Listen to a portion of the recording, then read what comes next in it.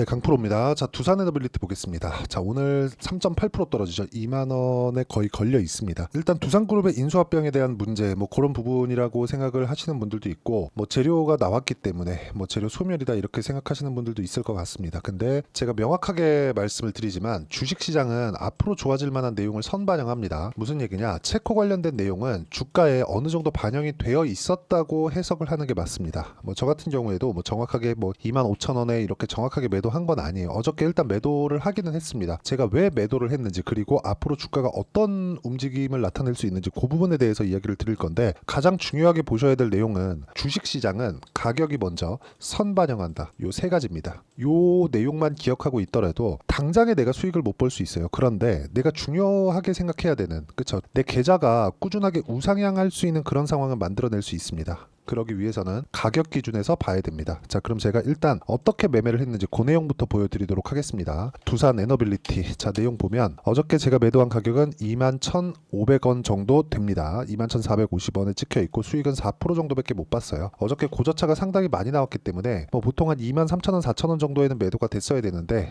저 같은 경우에도 기대한 바가 있었기 때문에 약간 좀 매도가 늦었어요. 뭐 그런 부분이 아쉽지만 어쨌든 그쵸, 실수가 나왔는데도 불구하고 수익 구간을 만들어냈다는 점, 이게 중요하고, 이런 상황을 만들기 위해서는 올라가는 구간에 공략했었다는 게 중요합니다. 전 개인적으로 그렇게 생각합니다. 체코 관련된 내용이 앞으로도 호재거리로 작용을 할 거예요. 그런데 더 중요한 점, 지금 원전이 왜 부각받고 있느냐, 한 가지 내용이에요. 무탄소, 그리고 친환경, 뭐 같은 내용이죠. 그리고 AI, 요 세 가지입니다. 요 세 가지 조건이 아직까지 깨진 게 없어요. 그리고 이제 체코 관련된 내용이 긍정적인 결과로 나왔죠. 앞으로 추가적으로 호재거리들이 계속 발생을 할 겁니다. 왜? AI 때문에 그렇습니다. 그쵸? 자, 원전은 제 개인적으로는요, 지금 한국 시장에서 뭐 두산 에너빌리티나 우리기술이나 뭐 한전기술, 한전산업이나 이런 종목군들이 강한 움직임을 보여왔잖아요. 그런데 이런 부분을 우리가 어떻게 해석을 해야 되느냐? 체코가 잘 될 거라는 좋아질 만한 내용들을 먼저 반영해서 주가가 올라왔다는 점, 이게 중요한 거고, 거기에 맞춰서 가격이 상승했기 때문에, 그쵸? 여기서 나오는 재료가 소멸되는 그런 상황이 나왔을 때는 매물 소화 과정이 있을 수 있다는 겁니다. 근데 그런 부분도 가격을 확인해야 된다는 거예요. 자, 무슨 얘기냐면 올라가는 부분을 확인하고 제가 매수를 했죠. 그리고 나서 횡보 구간을 거쳐서 올라가는 부분을 다시 확인하고 다시 매수를 하고, 어저께 재료가 나오고 빠졌는데 빠지는 걸 확인하고 매도를 했을 때 4% 정도의 수익 구간을 만들어냈다는 거죠. 물론 저도 25,000원 정도에서 매도가 됐다면 어제 고가가 매도를 할 수 있으면 좋겠지만 이건 불가능하다는 겁니다. 만약에 내가 한 번, 두 번 이렇게 고가를 맞출 수는 있겠지만 꾸준하게 이렇게 고가를 잡아가면서 맞춰갈 수 있는 그런 상황은 불가능합니다. 그래서 주식시장의 본질이 무언가를 이해를 해야 된다는 거예요. 체코 관련된 내용이 잘 풀릴 것 같다, 그랬을 때는 가격이 올라가는 상황이 나오는 걸 먼저 확인하고 난 이후에 확신을 가지고 매매를 하라는 겁니다. 그랬을 때 이런 식으로, 그쵸? 여러 번 매매를 하면서 내가 물량을 늘려갈 수 있다는 거예요. 그리고 이 내용에 대한 부분을 제가 여기 소통방에서 공유를 해드리고 있습니다. 여기 보면 뭐 DI나 그런 종목군들도 있는데 정확하게 타점을 보라는 겁니다. DI 한번 볼게요. 매수매도 매수매도 매수매도 어떻죠? 25%, 14%, 밑으로 내려보면 계속해서 수익이죠. 26%, 22%, 18% 이렇게 수익을 내고 있는데, 이렇게 수익을 내는 과정에서 제가 싸게 살라고 노력한 흔적이 전혀 없죠. 올라가는 구간에서 매매를 했을 때 이런 정도의 상황을 만들 수 있습니다. 원전 같은 경우에도 마찬가지입니다. 자, 한전기술도 그렇고, 한전기술, 자, 어때요? 두산에너빌리티 쪽으로 자금이 많이 들어갔기 때문에 한전기술로 제가 분산 투자를 한 거고, 그리고 1박 2일 동안 7% 정도의 수익 구간을 만들고 매도를 했죠. 두산에너빌리티로 뭐 조금 아쉬웠지만 한전기술로 이어왔고요. 그리고 더 강했었던 한전산업 같은 경우에도 어떻습니까? 매매를 지속적으로 확인하고 매수를 이어온 결과 어저께 매도해서 15% 정도의 수익 구간을 만들어냈다는 점이 중요합니다. 그리고 이 내용에 대한 부분은 제가 여기 소통방에서 공유를 해드리고 있으니까, 매매할 때 내가 가격 기준에서 잘 모르겠다, 어떤 식으로 가격을 잡아야 될지 잘 모르겠다 하시는 분들은 소통방으로 들어오시면 되고요. 소통방은 무료로 진행하고 있으니까 구독과 좋아요 눌러주시고요. 상단에 있는 전화번호로 구독 또는 소통이라고 문자 보내주시면 소통방 입장 링크를 순차적으로 공유를 해드리도록 하겠습니다. 어떤 식으로 매매 진행이 됐는지 그 부분에 대해서 제가 이야기를 드렸던 거고, 그리고 정확하게 보셔야 되는 내용은 타점을 보자는 겁니다. 두산에너빌리티를 이야기를 드리고 있으니까 다시 보면 올라가는 부분을 확인을 하고 갭까지 발생하면서 거래를 크게 터뜨렸습니다. 어저께도 보면 아쉬워요. 많이 아쉽습니다. 근데 매매를 하는 과정에서 아쉬운 부분은 앞으로도 지속적으로 나올 수밖에 없고, 이 구간에 맞춰서 매매를 하는 방법은 철저하게 철저하게 가격 기준에서 봐야 된다는 게 중요한 거지, 우리가 어떤 식으로 판단할지에 대한 내용 자체가 이런 기사에 맞춰서 움직이는 게 아니라는 겁니다. 자, 내용 보세요. 체코 원전 호재, 두산 에너빌리티 주가도 훈풍 불가. 오늘 나온 기사예요. 어저께 이미 고가부터 충분히 빠졌는데도 불구하고 재료는 또는 호재는 이슈는 뒷북을 칠 수밖에 없다는 거죠. 재료에 맞춰서 주가가 올라가는 게 아니라 주가가 올라가면 재료가 나온다는 점을 이해를 하셔야 됩니다. 물론 저도 기대감이 있었기 때문에 어저께 23,000원이나 24,000원 정도에는 매도가 나왔어야 정상입니다. 그쪽 구간에서 1시간 가까이 등락을 보였기 때문에 그렇습니다. 그런데 어떻습니까? 그쵸? 21,500원. 이런 부분은 어쩔 수 없다는 거죠. 그쵸? 기대감을 가지고 있었을 때는 내가 추가적으로 보유를 할 수 있겠지만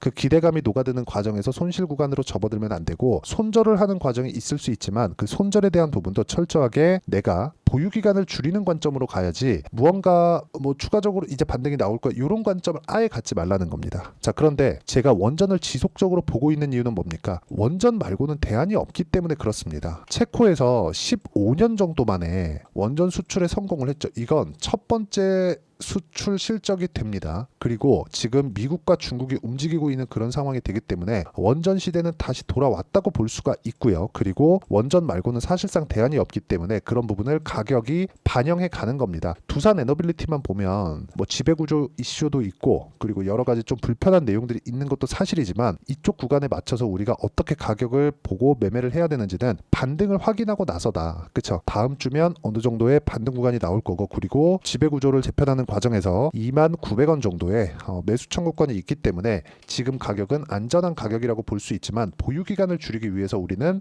확인하고 매매하는 걸 추천드리고요.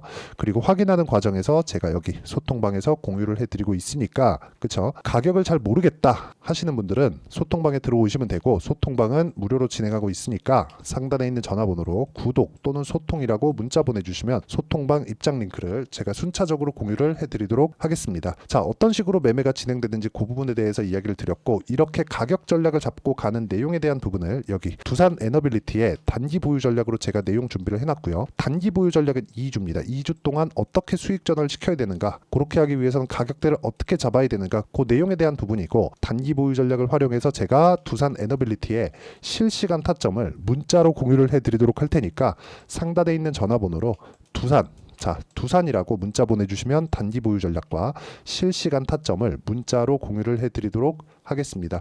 자, 어떤 식으로 매매를 해야 되는지 그 부분에 대해서 이야기를 드린 거고, 이 내용에 맞춰서 내용 정리를 하면요, 철저하게 우리는 가격 기준에서 매매를 해야 되고, 가격 기준에서 매매를 했을 때 그쵸, 내가 언제든지 매도할 수 있는 상황을 만들어갈 수 있다. 이 내용에 맞춰서 어떤 식으로 가격 판단을 하고 가격에 대한 이해를 할지, 그 내용에 대한 부분을 제가 가장 쉽게 표현해서 이해를 시켜드리도록 할 테니까 영상 끝까지 시청하시고요. 모든 분들이 성공 투자하셨으면 참 좋겠습니다. 자, 24년도가 돼도 여전히 시장은 녹록지 못합니다. 이런 상황이 벌어지는 건 어쩔 수 없습니다. 이런 상황에서도 수익이 나는 종목들의 구조는 변하지 않습니다. 즉, 대시세 종목에 대한 구조는 변하지 않는다는 거고, 실제 제가 소통방에서 지속적으로 이야기를 드리고 있는 내용도 대시세 종목이나 시장 주도주를 공략하는 건 철저하게 가격 분석을 하라고 이야기를 드리고, 가격 분석 이후에는 이슈에 대한 파악, 그리고 이슈를 파악하고 나서는 다시 내가 얼마에 매수할지 그 타점에 대한 부분을 지속적으로 언급을 하고 있습니다. 자, 근데 생각해 보세요. 시장이 굉장히 어려웠습니다. 어려운 상황에서의 어떤 종목들이 강했냐 보면 반도체와 그리고 바이오입니다. 자, 실제 여기 보면요. HLB에 제가 실제 매매한 내용을 띄워놓고 보여드리고 있는데, 1월 22일부터 매매를 시작해서 4일 동안 31%의 수익 마감이 됐고요. 그리고 여전히 신고가 종목입니다. 자, 그리고 그 다음 어보브 반도체, 이름을 보시다시피 반도체 종목이죠. 그리고 AI 반도체는 지속적으로 강세를 보이고 있습니다. 이 종목도 신고가를 먼저 달성한 이후에 제가 21%의 단기간에 21%의 큰 수익을 내고 마감이 됐습니다. 다시 재공략을 준비하고 있고, 이런 부분은 소통방에서 다 공유를 해드립니다. 자, 그리고 코세스. 자, 코세스 같은 종목도 당연히 그쵸, 신고가 종목이고요. 그리고 반도체 종목입니다. 이 종목도 영업일 기준에서 이틀 동안 대략 한 15%의 수익 마감이 됐습니다. 내용을 한번 보시면 어떻습니까? HLB를 포함해서 뭐 30%, 20%, 뭐 15% 이런 식의 수익이 지속적으로 발생하고 있는데 이 세 종목 모두 다 신고가 종목이고 1월 달에 시장이 약세를 보이고 있는 구간에서도 강했었던 그런 종목입니다. 특징점이 하나 있는데 그 이슈에 앞서서 가격이 먼저 반영했다는 거죠. 그렇게 제가 가격을 먼저 보고 이슈에 대해서 파악하는 이유는 결과적으로는 큰 시세를 먹기 위한 사전 준비 작업입니다. 실제로 큰 시세를 먹기 위해서 사전 준비 작업을 했을 때 여기 레인보우 로보틱스 127% 그리고 ISC 98% 그리고 한미반도체 97%의 큰 수익을 내는 상황을 만들 수 있습니다. 어떤 식으로 소통방에서 진행됐는지 그쵸, 그 상황을 제가 이야기를 드린 건데 이런 상황도요 당연히 신고가를 공략했을 때 가능한 겁니다. 자, 그러면 이번에도 마찬가지입니다. 그쵸, 정부 주도의 코리아 디스카운트 해소 방안이 2월 달에 발표를 하고요. 그리고 2월 달에 발표된 내용을 토대로 주가가 움직이는 게 아니라 이미 움직인 내용이 있죠. 실제 이 내용은 크게 중요한 게 아니라는 겁니다. 실제 움직인 내용을 보면 자, 기아차입니다. 실제로 12월 달에 신고가를 만들어 놓고 정부에서 입김을 불어 넣으니까 순식간에 기아차를 포함해서 현대차 같은 거대 기업들의 주가가 2주도 채 되지 않아서 40% 정도의 큰 시세를 냅니다. 자, 그러면 우리는 어떤 종목을 봐야 될까요? 이슈를 파악해야 되는 것도 맞지만 철저하게 가격에 맞춰서 매매를 해야 되는 게 당연히 중요합니다. 정부가 주도하는 정책 방향이 있겠죠. 그 방향에 맞춰서 우리가 종목을 찾을 필요가 있다. 자, 그러면 답이 나왔습니다. 정부가 주도하는 방향에 맞춰서 제2의 기아차를 찾는 게 지금은 중요하다. 근데 정부 정책의 방향에 맞게 가자. 그랬을 때 앞서서 제가 보여드렸었던 내용인 여기 레인보우 로보틱스 127% 그리고 ISC 98% 그리고 한미반도체 97%와 같은 수익을 낼 수 있습니다. 물론 시간에 대한 부분은 최소 2주의 시간이 필요하고요. 그리고 최장 3개월 안에 끝내야 됩니다.